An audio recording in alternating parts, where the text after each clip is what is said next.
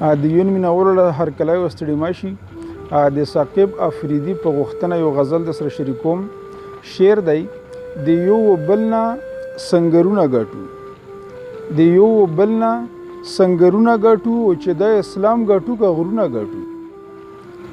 مونږه به نور ژوند چرته نه کوو بس، مونږ به نور ژوند چرته نه کوو بس، مونږ به تر څو پورې جنګونه ګټو. او د مرګ نه پس به یې حساب کوو بیا، د مرګ نه پس به یې حساب کوو بیا، او خلک دنیا ګټي مونږ زړونه ګټو.